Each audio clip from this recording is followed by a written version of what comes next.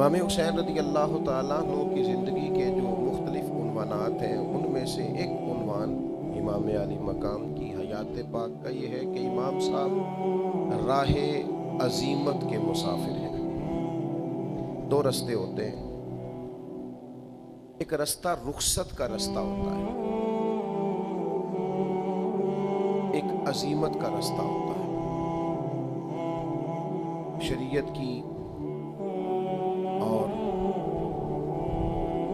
اسلام کی حدود کا معاملہ کہیں آ رہا ہے اور آپ پر جبر ہو رہا ہے، آپ اس کے سامنے ڈٹے ہوئے ہیں کہ میں حدود کو توڑنے نہیں دوں گا، شریعت کی مخالفت نہیں کرنے دوں گا، تو آپ پر کوئی جبر کرتا ہے، کوئی سختی کرتا ہے، کوئی اسلحہ اٹھا کے لاتا ہے، تو آپ نے کوشش تو کی تھی پر اب سامنے والا طاقتور ہو گیا ہے، اس کا مقابلہ فوری طور پر نہیں کیا جا سکتا، تو آپ اگر اس رستے سے ہٹ جاتے ہیں تو شریعت آپ کو اجازت دیتی ہے کہ سامنے والا طاقتور ہے، اس وقت اقتدار اس کے ہاتھ میں ہے، آپ کھڑے تو ہوئے تھے حدود اللہ کے لیے، لیکن سامنے جو لوگ تھے ان کی طاقت اور طرح کی تھی، تو آپ ہٹ جائیں، اس کو رخصت کہتے ہیں، آپ گھر چلے جائیں، آپ نے اعلان تو کیا، بات تو کی، لیکن آپ اس وقت ماحول اس طرح کا نہیں دیکھ رہے،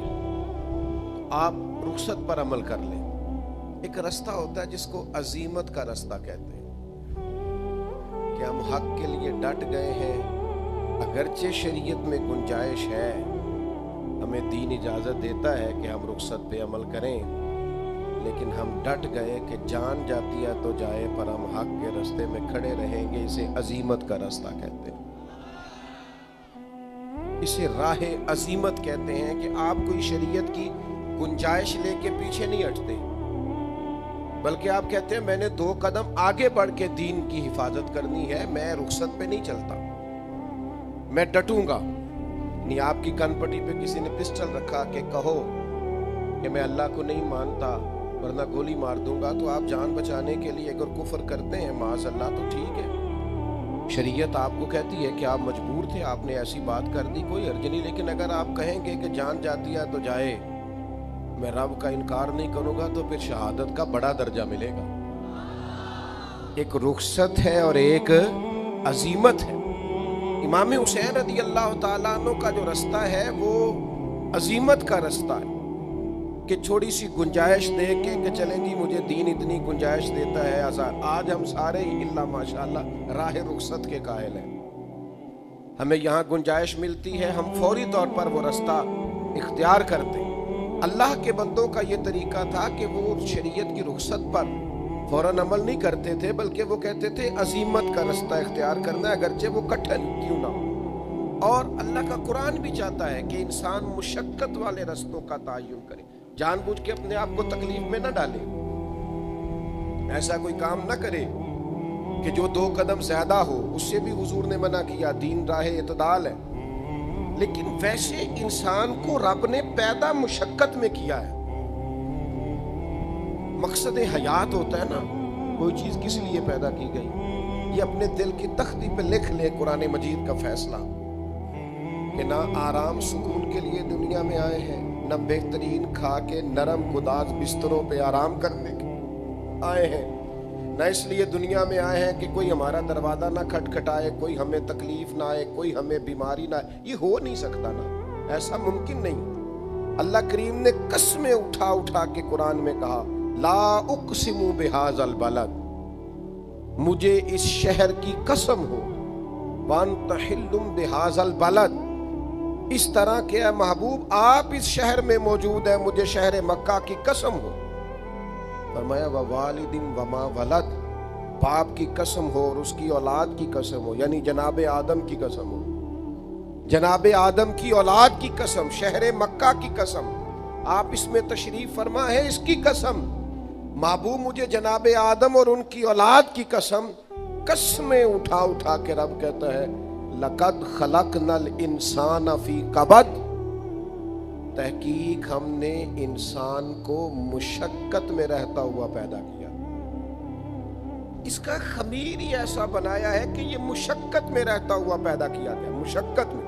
آپ دیکھیے انسان رحم مادر میں ہوتا ہے، ماں کے پیٹ میں ہوتا ہے تو ہر وقت ڈر لگا رہتا ہے ضائع نہ ہو جائے، پھر یہ پیدا ہوتا ہے تو کتنی تکلیفوں سے گزرتا ہے، بالکل جب نونہال ہوتا ہے تو کیسے اسے سنبھالا جاتا ہے، پھر یہ ماں کا دودھ پینے کے قابل ہوتا ہے، پھر دودھ چھڑانے کا ٹائم آتا ہے، وہ کتنا مشقت والا کام ہے، کتنا تکلیف والا کام، پھر یہ اپنے قدموں پہ چلنا شروع کرتا ہے تو کئی دفعہ گرتا ہے، پھر یہ تعلیم کے مراحل سے گزرتا ہے، پھر کام کاج کے مراحل سے گزرتا ہے، زندگی مشقت کے ساتھ گزارتا ہے۔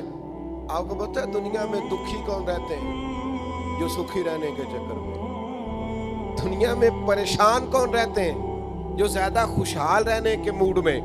لقد خلقنا الانسان فی کبد، پیدا کرنے والا فرماتا ہے ہم نے انسان کو مشقت میں رہتا ہوا پیدا کیا ہے، اس کا خمیر مشقت ہے، اس کو جو ترکیب کیا گیا ہے جن عناصر سے وہ عناصر مشقت سے بنے، اس کو عمر بھر جد و جہد کی ہے۔ جو ہمارے ہاں بعض لوگ کہتے ہیں نا جی میں نے کچھ نہیں کرنا، تو آپ اپنے ساتھ زیادتی کر رہے ہیں، آپ کا خمیر ہی مشقت ہے۔ آپ بوڑھے ہو جائیں یا ریٹائر ہو جائیں یا کسی جگہ بھی چلے جائیں، وہ ہمارے بزرگ کہا کرتے تھے نا کہ اگر ہم بیٹھ گئے تو پھر ہم بیٹھ ہی گئے، لہذا بیٹھنا نہیں، کچھ نہ کچھ کرتے رہنا۔ مشقت، جد و جہد، عزیمت کا رستہ، آگے بڑھ کے کوشش۔ شیخ سعدی رحمت اللہ علیہ فرماتے ہیں کہ بہت سارے لوگ تعلیم کے مسئلے میں پریشان ہو جاتے ہیں، مایوس ہو جاتے ہیں، مجھے نہیں یاد ہوتا، مجھ سے نہیں پڑھا جاتا، یہ میرے والا کام نہیں۔ اللہ کے محبوب علیہ السلام نے تو فرمایا طلب علم ہر مسلمان پر فرض ہے، حالانکہ حضور جانتے ہیں سارے ذہین نہیں، سب کو یاد نہیں ہوتا، لیکن فرمایا ضرورت کے مطابق علم حاصل کرنا ہر مسلمان پر فرض ہے۔ کریں کیا؟ تھوڑی سی ذرا مشقت کر لو، تھوڑی ذرا محنت کر لو، تھوڑی ذرا جد و جہد کر لو۔ کسی کو 3 دفعہ دہرانے سے یاد ہوتا ہے تو چل 13 دفعہ دہرا لے، تو تھوڑا تیز ہو جائے اس کام میں۔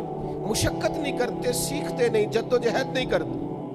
ہم راہ علم کے معاملے میں وہ سختیاں نہیں جھیلتے جو ہمیں جھیلنی چاہیے، ہم اس طرح سے اس کے اندر اپنے دل کو لگاتے نہیں، ذہن کو کھپاتے نہیں، ہمارا مزاج نہیں ہوتا کہ ہم صحیح طور پر۔ نبی پاک صلی اللہ تعالیٰ علیہ وسلم کو وضو کرایا تھا حضرت عبداللہ ابن عباس نے، تو میرے قریب خوش ہو گئے اور خوش ہو کے دعا دی یا اللہ اسے علم اور حکمت عطا فرما۔ اب جس طرح آج کل اللہ ماشاءاللہ سارے پیروں کے بچے پڑھے ہی نہیں ہوتے، سب کو علم لدنی ہوتا ہے، محنت ہی نہیں کرتے، سب تعلیم یافتہ ہیں، کوئی ضرورت نہیں۔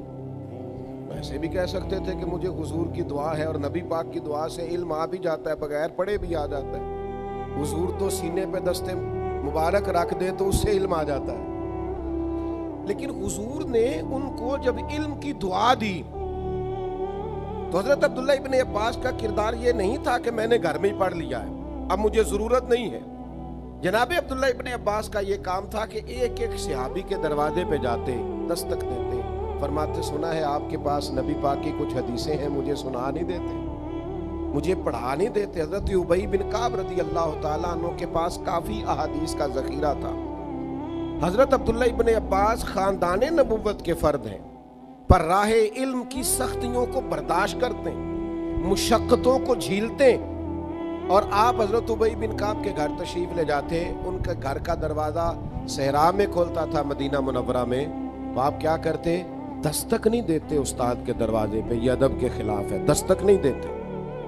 حضور نے دعا دی تھی کہ اللہ اسے علم اور حکمت عطا فرما، دستک نہیں دیتے تھے، دروازے پر بیٹھ جاتے تھے، دیر تک بیٹھے رہتے۔ فرماتے کبھی میں تھک جاتا تو میں لیٹ بھی جاتا، ٹھنڈی ہوائیں مدینہ چوم کے گزرتی تو ریت اڑتی تو میرے بالوں میں بھی پڑ جاتی۔ فرماتے میں بیٹھا رہتا، استاد صاحب اپنی مرضی سے باہر آتے، بے ادبا مقصود نہیں حاصل نہ درگاہ ٹوئی، اے پانچ ادب دے محمد بخشا توڑ نہیں چڑھیا کوئی۔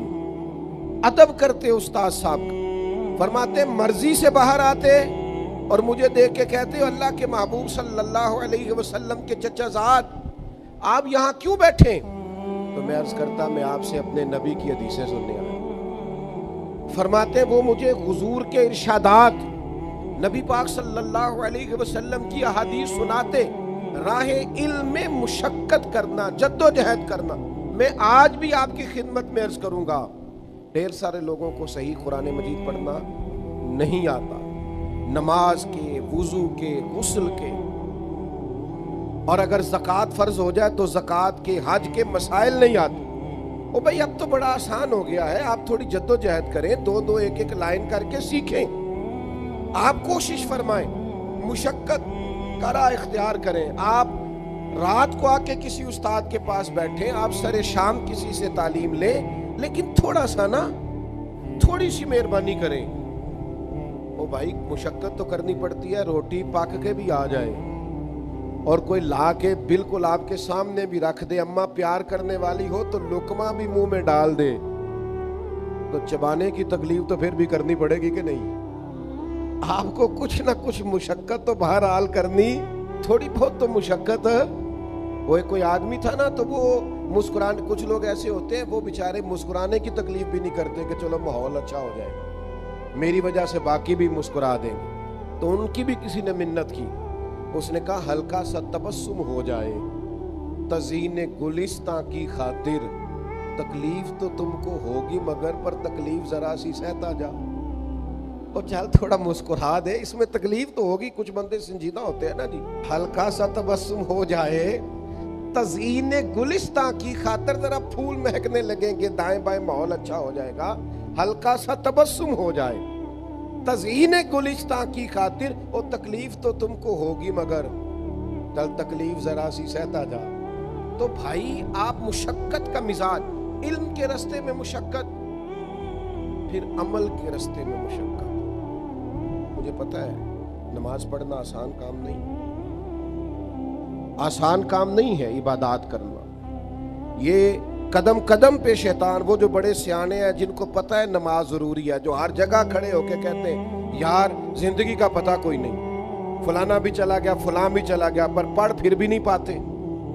یہ آسان کام ہوتا تو سارے مسلمان نمازی ہوتے۔ اللہ کہتا ہے وَاسْتَعِینُوا بِالصَّبْرِ وَالصَّلَاةِ، اے ایمان والو صبر اور نماز سے مدد مانگو، وَإِنَّهَا لَكَبِیرَةٌ، یہ دونوں کام ہے مشکل، صبر بھی مشکل ہے، نماز پڑھنا بھی، إِلَّا عَلَى الْخَاشِعِينَ، مگر جو اللہ سے ڈرتے ہیں ان پر کوئی مشکل نہیں، ان کے لیے نماز پڑھنا بھی آسان ہے، صبر کرنا بھی آسان، مشقت ہے۔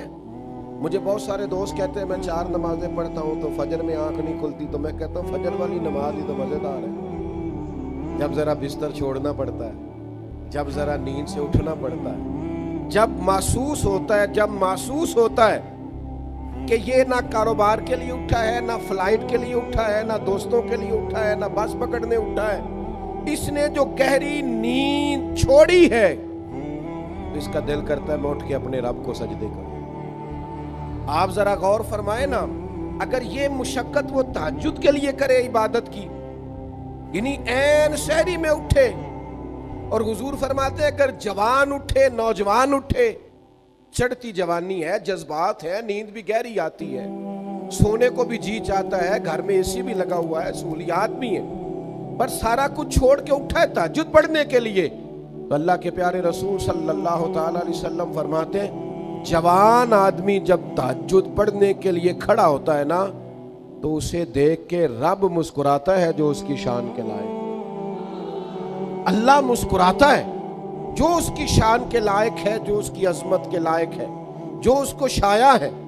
سمجھ لیجئے گا اور یاد رکھیے گا، پہلے علم کے راستے کی مشقت، اس کے بعد عمل کے راستے کی مشقت، عبادات کے لیے جد و جہد، تھوڑی سی کوشش کرنا، تھوڑی ہمت کرنا، اور تھوڑی جد و جہد کے ساتھ عبادات کو سر انجام دینا، اور پھر تربیت اولاد کے لیے تھوڑی سی محنت کرنا، کوشش کرنا۔ آپ کی خدمت میں عرض کروں، ہماری اولادیں ہم سے بڑا ہی سیکھتی ہیں، ہمارے لب و لہجے سے، ہمارے کھانے پینے سے، پہننے سے، اوڑھنے سے، ہمیں تھوڑی محنت کرنی ہوگی اپنی اولاد کی تربیت کے لیے۔ لیکچر نہ دیں ان کو، اپنا کردار بہترین کریں۔ آپ کی زبان پر گھر میں بیٹھے کبھی کوئی کمزور جملہ نہ آئے، کبھی کوئی گالی نہ آئے، کبھی کوئی ایسا لفظ نہ آئے جو بچوں کے ذہنوں پر نقش ہو جائے۔ آپ کو کبھی بچے کسی کی توہین کرتا نہ دیکھیں، کسی کا مذاق اڑاتا نہ دیکھیں، کسی کی غربت میں اس کی غربت کا مذاق اڑاتا نہ دیکھیں. آپ کے بچے کبھی ایسا نہ محسوس کریں کہ ہم کسی سے بڑے ہیں. ایک گورنر تھے جناب عمر کے زمانے میں, ان کے بیٹے نے کسی غریب کے بیٹے پر ظلم کیا تو جناب عمر نے ان کے بیٹے کو درے لگائے. تو بعد میں کہا اس گورنر کو بھی سزا دیں, اسے اونٹ چرانے پہ لگائیں. تو کہا جناب گورنر صاحب کی کیا غلطی تو بیٹے کی ہے. تو جناب عمر فرمانے لگے یہ اس کے دل میں بات کس نے ڈالی ہے کہ تو گورنر کا بیٹا ہے؟ کس نے سکھایا ہے کہ تو چودھری کا پتر ہے؟ کس نے بتایا ہے کہ تیری شان بڑی ہے, تو آگے یہ سزا کا حقدار ہے. آپ کو تھوڑا سا اپنے آپ کو سمیٹنا پڑے گا, تھوڑی محنت کرنی پڑے گی. اب آپ بچپنے سے نکل آئیں, اب آپ کی اولاد ہے تو آپ کو سب سے پہلے اپنا کردار پیش کرنا ہوگا. آپ کو وہ رستہ اختیار کرنا ہوگا جو محنت کا رستہ ہے. پھر میں آپ کی خدمت میں عرض کروں, دین کے لیے تھوڑی جد و جہد کریں. ہر کام ہم منظم کرتے ہیں, ہر کام بہترین کرتے ہیں, دین کا کام منظم کر کے نہیں کرتے. ہماری طبیعت نہیں ہے کہ ہم غور کریں کہ دین کے کام کے لیے اس وقت کی ضروریات کیا ہیں. ہر دور کے اپنے اپنے فتنے ہوتے ہیں. اس دور کے فتنے کیا ہیں اور ان کا جواب کیا ہے؟ اس دور کی آزمائشیں کیا ہیں؟ ہمارے بچے کن پریشانیوں کا شکار ہیں؟ خدا نہ خواستہ ماضی میں اللہ تعالیٰ معاف فرمائے سینما ہوتا تھا تو روکا جا سکتا تھا, بچوں کی نگرانی کی جا سکتی تھی کہ وہاں جا کے وہ کوئی بری چیز نہ دیکھیں. پھر اس کے بعد کچھ ایسی ٹیکنالوجی آئے گی, کچھ کیسٹیں تھیں اور بچے لا کے کسی مخصوص جگہ پہ اس کو لگاتے تھے تو ڈر ہوتا تھا کوئی گانا باجا کوئی کمزور چیز نہ دیکھے. اب تو دور بدل گیا, اب تو آپ کے بچے کی جیب میں ہر چیز سمٹ گیا. وہ بیچارہ مجبور ہے, وہ تو اچھی چیز دیکھتے دیکھتے ہی اس نے تھوڑا آگے پیچھے کیا ہے تو غلیظ چیزیں آنے لگی. اب تو آپ کو اس پھول کی, اس نونہال کی زیادہ نگرانی کرنی. اب تو فتنہ اور طرح کا تھا, اب تو آپ کو دین کے معاملے میں اس طرح کی تربیت اسے کرنی تھی کہ وہ اپنی نظر کو بہت زیادہ بچانے والا ہو. اس کو اندازہ ہو کہ یہ بڑی بری چیز ہے, یہ غلیظ ہے, یہ میرا دین مجھے اس بد نگاہی کی اجازت نہیں دیتا. اس کو وہاں سے نکلنا تھا. میں پسند نہیں کرتا تھا, آج بھی پسند نہیں کرتا زیادہ تصویر سازی. میرے قبلہ عالم اجازت نہیں دیتے تھے, ان کا فتویٰ یہ تھا کہ اس سے بچنا چاہیے.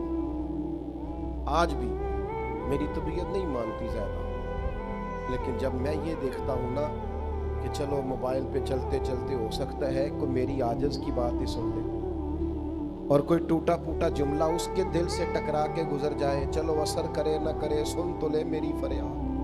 نہیں ہے داد کا طالب یہ بندہ آزاد, تو میں اللہ تعالیٰ مجھے کروڑ دفعہ معاف کرے اور میرے گناہوں کو اللہ درگزر کرے. مجھے سینکڑوں ہزاروں لوگ زندگی میں ملے ہیں, انہوں نے کہا صاحب وہ آپ کے 2 جملے سنے تھے تو اللہ تعالیٰ نے دل میں اثر پیدا کر تو چھوڑ دیا. تو سوچتے ہیں چلو کچھ سدے باب کریں, کوئی اپنے بچوں کو بچانے کی کوئی صحیح کریں, کوئی جد و جہد کریں, کس طرح یہ بچ سکتے ہیں. آپ فطرت کو کچلے نہیں, آپ ان کو صحیح چیز دے دیں دیکھنے کو, آپ صحیح مواقع فراہم کر دیں, دین کا کام جدید انداز میں کریں. آپ غور کریں, اب مدارس کو بھی بہت عمدہ ہونا چاہیے, اب مبلغین کی تیاری بھی جدید فتنوں کے لیے ہونی چاہیے, اب ہماری مشقتوں کا رخ بڑھنا چاہیے, اب ہمیں ایک ایک جوان پر, ایک ایک مسلمان پر محنت کرنی چاہیے. ہم کام نہیں کرتے, جد و جہد نہیں کرتے, سارے کام بڑی حکمت سے کریں گے, دانائی سے کریں گے, اس میں جدت لائیں گے. گاڑیوں میں نئی سے نئی ٹیکنالوجی آ رہی ہے, جہازوں میں آ رہی ہے, موبائلوں میں آ رہی ہے, تو مذہب کے معاملے میں آپ کیوں نہیں جدید انداز اختیار کرتے کہ جس سے لوگوں کو آپ سمجھا سکیں کہ بھئی یہ تمہاری روحانیت ہے, یہ صوفیاء کا پیغام ہے, یہ نبی پاک کی سیرت ہے.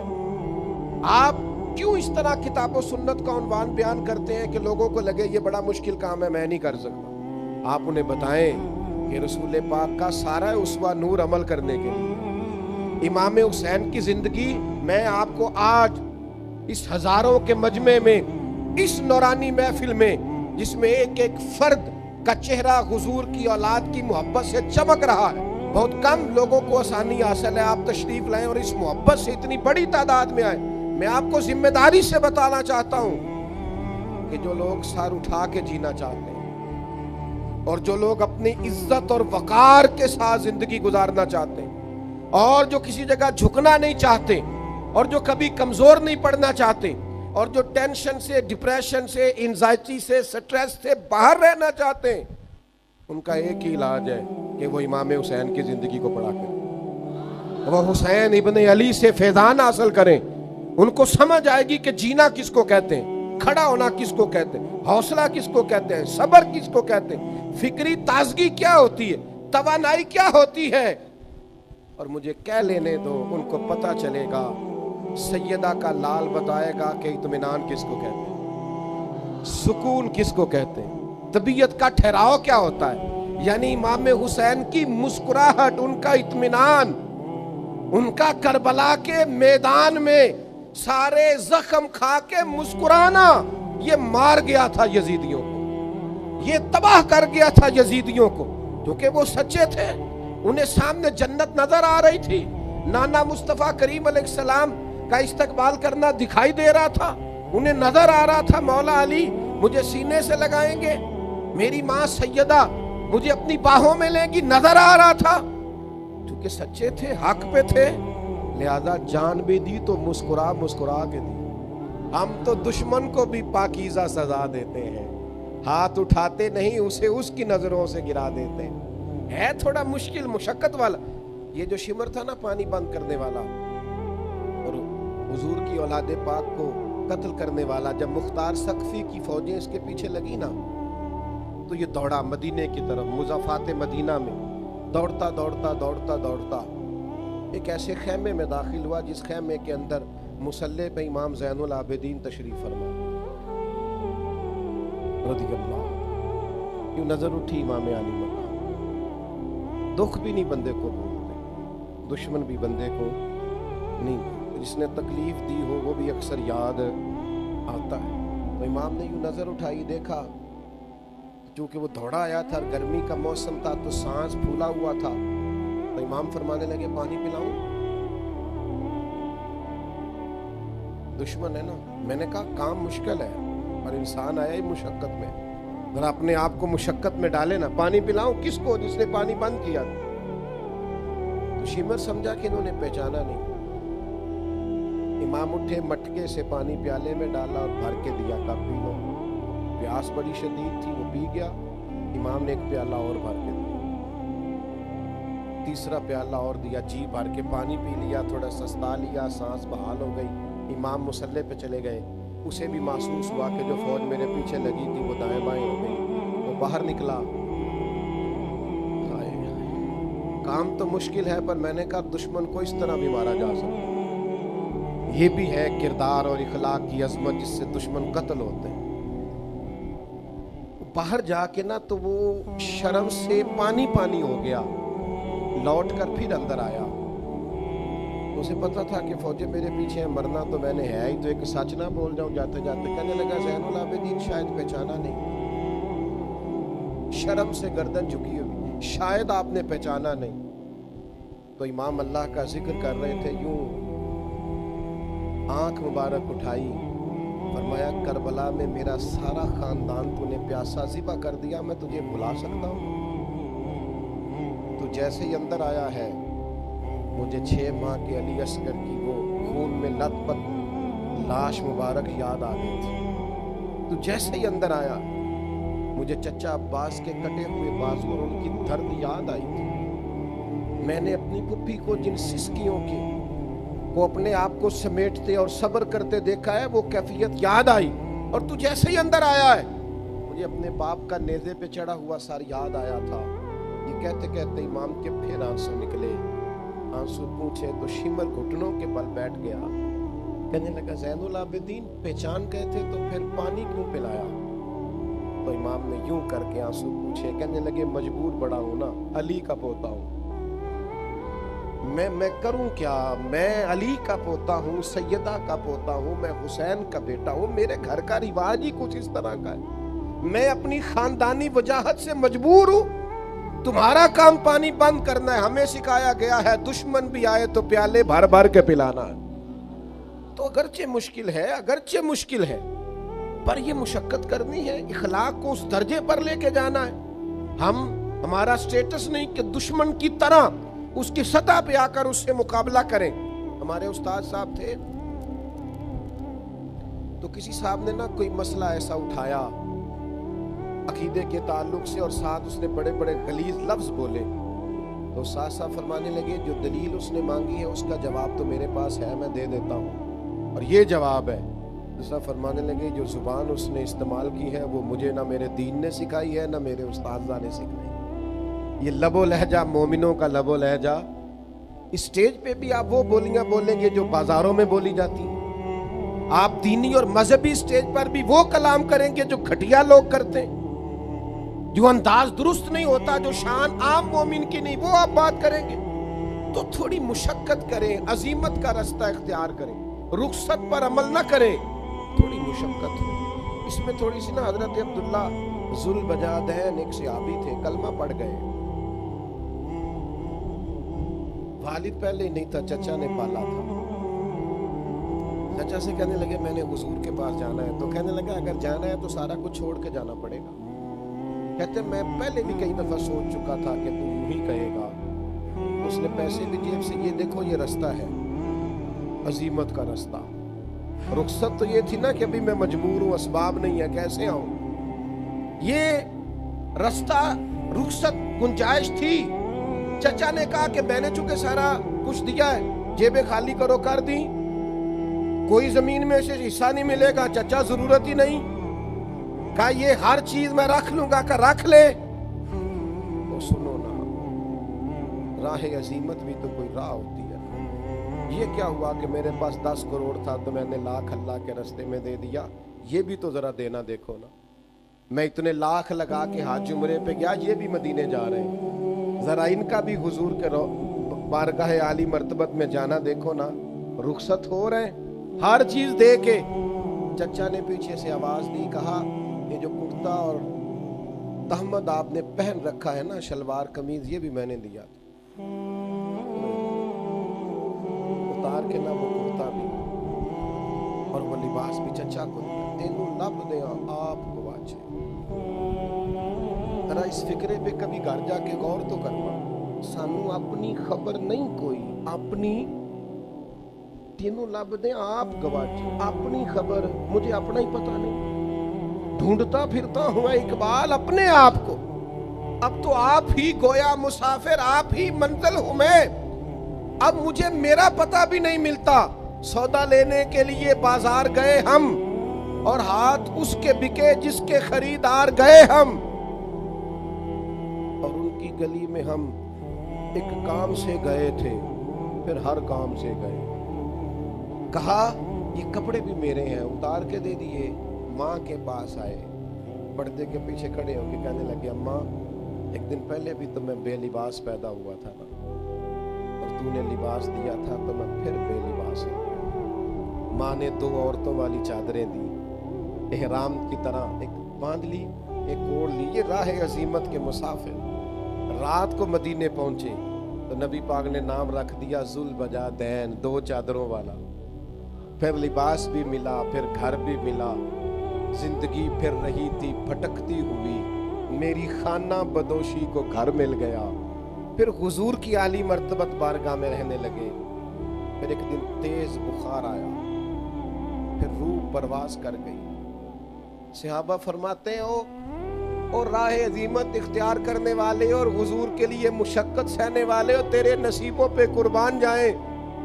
مدینے میں رواج یہ تھا کہ جب قبر میں اتارنے کی باری آتی تھی تو کوئی قریبی اتارا کرتا تھا, پر ان کا تو تھا ہی کوئی نہیں. کون اترے گا؟ جنازہ بھی حضور نے پڑھایا, اور جب دفن کی باری آئی قبر میں رکھنا تھا تو مدینے والے رسول قبر میں اتر گئے. حضور قبر میں اتر گئے, پہلے لیٹ گئے, قبر کو دیکھا ٹھیک بنی ہے, پھر اپنے ہاتھوں پہ رکھا, پھر قبر میں اتارا.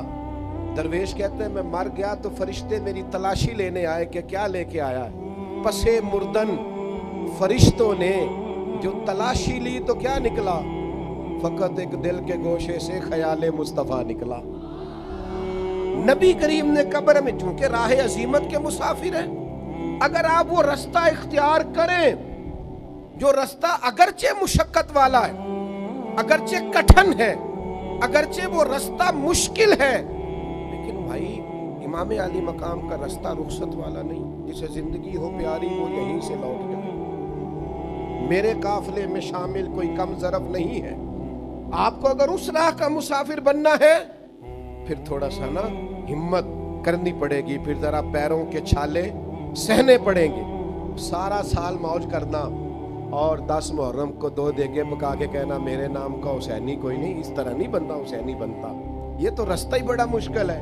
میں آج نا جو بھی پنچایت بیٹھتی ہے نا اس میں ہر بندے کہتا ہے جی میں تو جی یزید کے خلاف لڑ رہا ہوں. تو اچھا وہ یزید ہے تو آپ معاذ اللہ حسینی ہونے کے دعوے دار ہیں. میں آپ کو بڑی ذمہ داری سے سوچ سمجھ کر عرض کرتا ہوں، تمام صحابہ کی عظمتوں کو سلام. ہر ایک کی قدموں کی خاک ہماری آنکھوں کا سرما. جہاں جہاں سے وہ گزرے اہل بیت نبوت کا ہر فرد ہماری آنکھوں کا تارا. اور بڑا مشکل کام ہے حسینی بننا، بڑا مشکل. یہ بڑا مشکل، یعنی اپنے ہاتھوں پہ 6 مہینے کے بچوں کو اپنے سامنے روحوں کو پرواز ہوتے دیکھنا. کمر ٹوٹ جاتی ہے، لوگوں کے حافظے کمزور ہو جاتے ہیں ایک بیٹے کا جنازہ پڑھ کے. لوگ بہکی باتیں کرنے لگ جاتے ہیں. لوگ کہتے ہیں جب سے بیٹا گیا ہے نا اس کی طبیعت اور طرح کی ہو گئی. یہ بڑا بوجھ والا کام ہے. زندگی میں نا یہ رخصت والی راہیں تلاش کرنی چھوڑ دیں. ذرا اگلے مورچوں پہ بیٹھنے کا شوق پیدا کریں. ہوا اگرچہ تیز آئے گی، یہ چھوٹی چھوٹی مخالفت ہوتی ہے ہمارے علاقوں میں، ہمارے ذہن پہ سوار ہو جائے. اور چھوڑو یار، آپ راہ تو دیکھو. شکست کھائے تو شرم سے پانی پانی ہو، دعا کرو کہ دشمن بھی خاندانی ہو. آپ کسی مضبوط دشمن تو کوئی دشمن تو اچھا، آپ چھوٹی چھوٹی باتوں سے پریشان ہو گئے. اپنی زندگی میں وہ راہ جو عظیم، یہ دیکھو نا 2 صحابہ ہیں، احد کی رات ہے، حضرت سعد بن ابی وقاص اور حضرت عبداللہ بن جہش رضی اللہ تعالیٰ. صبح نہ احد کی جنگ ہونی تھی تو حضرت عبداللہ حضرت سعد بن ابی وقاص سے کہنے لگے یار صبح جنگ ہونی ہے، دعا نہ کر لیں؟ فرمایا ٹھیک ہے کر لیتے ہیں.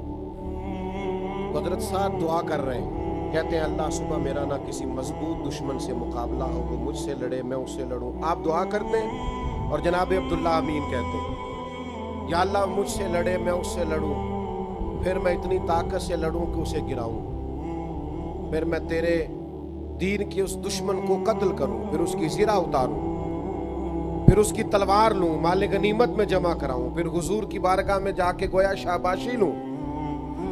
کہتے ہیں میں نے دعا کر دی، انہوں نے آمین کہہ دیا. حضرت عبداللہ کہنے لگے چلا میں دعا کرتا ہوں تو آمین. کہنے لگے اللہ سویرے میرا کسی مضبوط دشمن سے مقابلہ کرا.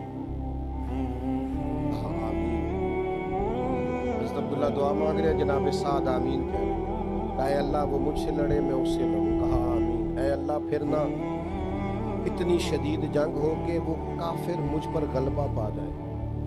یوں آنکھ کھولی حضرت سعد.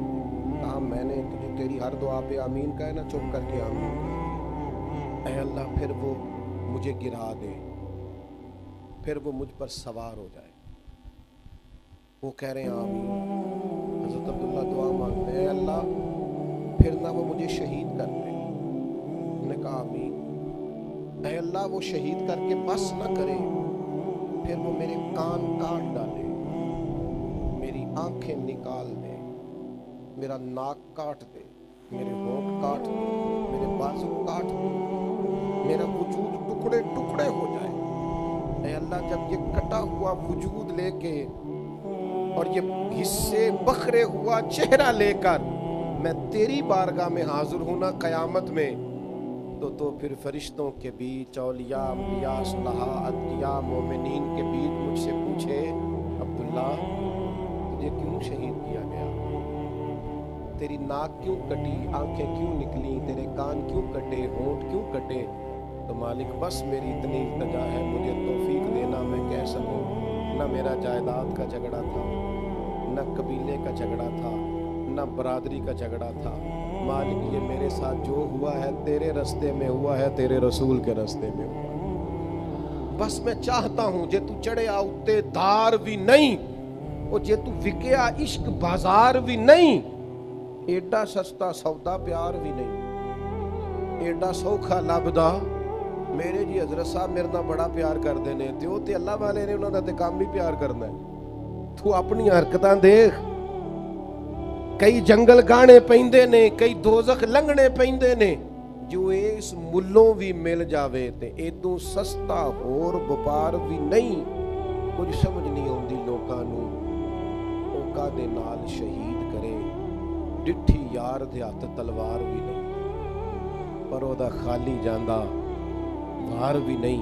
दोस्तों ये ना ये रुखसत की राहें ना तलाश करो जी, वो मैं थोड़ा सा कर लूँ, मैं थोड़ा सा रहने दूँ, थोड़ा सा ना, ये देखो जरा राह मोहब्बत में ना और भी रास्ते आते हैं। कई दफा ना लोग आपको कहते हैं कि आपके महबूब ने तो आपके साथ यूं कर दिया, आपको तो वो मतलब उस तरह से पजीरा ही नहीं, आपका तो वो काम ही नहीं, आपकी तो वहां वो अहमियत ही नहीं। आपको बड़े बड़े रंगों में लोग माज़अल्लाह सुम्मा माज़अल्लाह, यहां तक लोग कहते हैं जी 5 नमाजें पढ़ता हूं, काम तो मेरा फिर नहीं चलता, मैं तो बड़े सदकात देता हूं। आपका ज़हन बनाया जाता है कि आपकी तो कबूलियत ही नहीं, आप तो वहां तक पहुंचे ही नहीं, आपको तो वो मिला ही नहीं, आपको तो कुर्बत ही नहीं।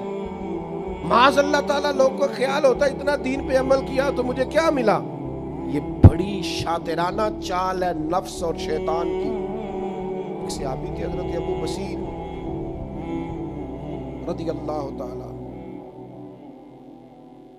ये सुलह हुदैबिया के फौरन बाद ना मक्का मुकरमा से मुसलमान थे, हिजरत करके मदीने आए। तो नबी पाक अलैहिस्सलाम ने एक शर्त तय की थी कुफार के साथ कि वहाँ से जो शख्स अपने आका की इजाज़त के बगैर यहाँ आ जाएगा, अगरचे मुसलमान हो, हम वापस कर देंगे, और यहाँ से अगर को गया तो वो वापस नहीं करेंगे। अब बज़ाहिर ये शर्त बराबर की नहीं थी, लेकिन इसका बड़ा फ़ायदा हुआ। जो मुसलमान मक्के से आता था, पता था हुजूर तो रखेंगे नहीं और मक्के वापस जा नहीं सकता, वो तीसरी जगह जाके बैठता था और इस्लाम का एक नया डेरा आबाद हो जाता था। बहुत सारे मुसयाबी शहरों में जाके बैठे और पूरे का पूरा शहर और कबीला ही मुसलमान कर लिया। हजरत अबू बसीर किसी तरीके से ना मक्का मुकरमा से मदीना तैयबा पहुंचे। अब हुजूर ने इस शर्त पर साइन किए हुए थे कि कोई मक्के से मदीने आ गया तो हम वापस कर दें। काफिरों ने 2 बंदे भेजे कि जाएं, सरकार का वादा है तो अबू बसीर को वापस लाएं। वो दोनों आए, जनाबे अबू बसीर को लेने के लिए नबी पाक अलैहिस्सलाम की खिदमत में अर्ज किया, या रसूल अल्लाह सल्लल्लाहु अलैहि वसल्लम, ये आपने वादा किया है तो इनको वापस भेजें, थोड़ी देर के लिए जरा गौर करना। कितना मुश्किल था सरकार के लिए आए हुए को वापस भेजना, लेकिन हुजूर ने फरमाया हम वादा कर चुके हैं, हम तुम्हें मदीने नहीं रख सकते। अर्ज की या रसूल अल्लाह, मुझे कोई शिकवा नहीं, गोया हुजूर आप जैसे हुक्म करेंगे। यानी ऐसा हुक्म जो बज़ाहिर आम आदमी की तबीयत के खिलाफ हो, हुजूर ने मदीने से भेज दिया। मदीने से बाहर जाके जनाब अबू बसीर कहने लगे, लो मेरे महबूब का जिम्मा खत्म हुआ, अब मैं जानूं और तुम जाने। किसी तरीके से एक को कत्ल किया, दूसरा भाग गया। समुंदर के किनारे उस रास्ते में डेरा लगा लिया जो रास्ता मदीने को जाता था। मक्के जा नहीं सकते थे, मदीने आने से हुजूर ने पाबंदी लगा रखी थी। बड़ा मुश्किल था, बड़ा तकलीफ है। ये अजीमत का रास्ता है कि आप जिस महबूब के लिए सब कुछ कुर्बान करने को तैयार है, बज़ाहिर उन्हीं के पास जाने पर आप पर पाबंदी है, पर ये राह अजीमत के राही इन्होंने इन दुखों को भी सुख समझ के कबूल किया। कितना जमाना बीत गया साहिल समुंदर पे बैठे हुए। बाकी भी जिनको जगह नहीं मिलती थी, हज़रत अबू जंदल रज़ियल्लाहु ताला अन्हु जैसे अजीम सहाबा, इस शर्त की वजह से जो मक्के और मदीने में जगह ना पाते, वो भी इनके पास आते। यहाँ ना इनकलाबियों का, मुजाहिदों की एक जमात तैयार होगी। अब काफिर यहाँ से गुजरते तो जिस तरह वो मुसलमानों के काफिलों को रोकते थे, ये काफिरों के काफिले को रोकने लगे। जिस शर्त पर बड़ा इतराते थे ना कुफारे मक्का, अब इन्हीं लोगों से वो परेशान हुए कि ये तो जगह जगह जत्थे बन गए, हुजूर के यहाँ जा नहीं सकते, हमने इनको यहाँ से तकलीफ दी है, कुर्बान जाए। अब शर्त खत्म करने के लिए खुद हुजूर की बारगाह, मेहरबानी करें आप इनको बुला लें मदीने। कुफार आए, जिंदगी के भी अपने रंग हैं। हजरत अबू जंदल फरमाते हैं नबी पाक का मदीने से खत आया, पैगाम सबा लाई है दरबार नबी से, आया है बुलावा मुझे सरकार नबी से।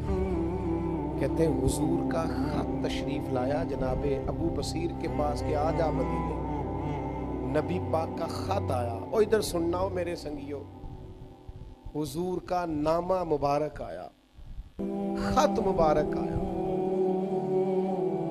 कहते हैं जनाब अबू बसीर को ना हुजूर का खत दिया तो हालत ये थी कि वो चारपाई पे लेटे थे, सख्त बीमार, आखिरी वक्त चल रहा था। यूं हुजूर का खत पढ़ा, मदीने आने की इजाजत हो गई है, और फिर उसे चूमा, फिर आंखों पे लगाया, और कहते हैं फिर उन्होंने सीने पे रखा, रूह परवाज कर लै ओ सजना सा तोड़ निभाई, जान भी दिती ते रात तेरे।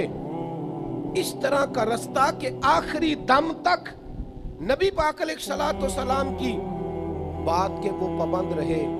राह रुखसत ना इख्तियार करो, चोर दरवाजे ना ढूंढो, राह अजीमत के मुसाफिर बनो। इमाम हुसैन रदी अल्लाह तआला अन्हु को सब ने रोका कि हुसैन अभी मौका नहीं है, वक्त नहीं है, हालात का तकाजा नहीं है, अभी ये खड़े होने का वक्त नहीं। और मुखलिसीन ने रोका, पर इमाम ने कोई रुखसत की राह इख्तियार नहीं की, राह अजीमत की राह इख्तियार की, पत्थरों और चटियल मैदानों वाली राह इख्तियार की, प्यास भूख और परदेस की राह इख्तियार की। उन्होंने कुर्बानियों का रास्ता इख्तियार किया। वो आराम से बैठते, कितने पीर हैं जुब्बे कुब्बे पहन के आस्थानों पे बैठे हैं, लोग आ जाते हैं, ये मुशक्कत कौन करे।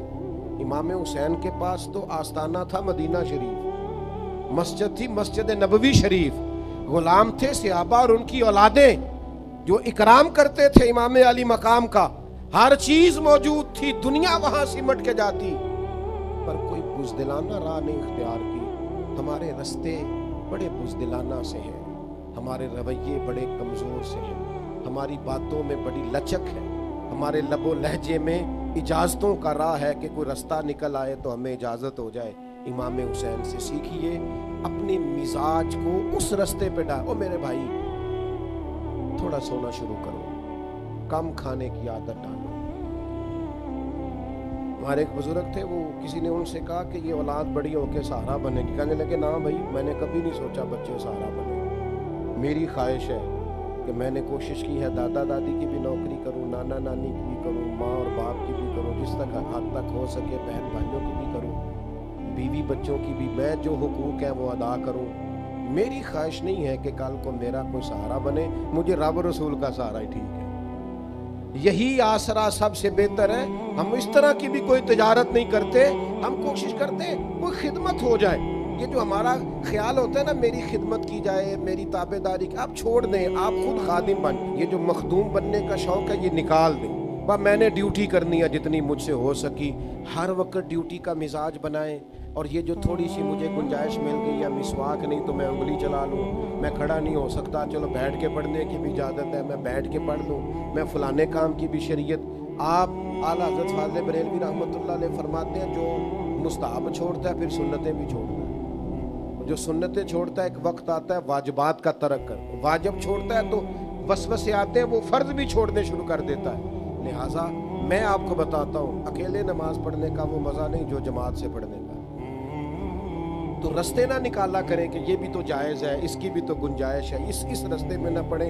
इमाम हुसैन ने हमें राह ये दी है कि हमें अजीमत का रास्ता इख्तियार करना है, गुंजाइशें नहीं तलाश करनी। अल्लाह ताला हमें उनके रास्ते पे चलने की तौफीक दे।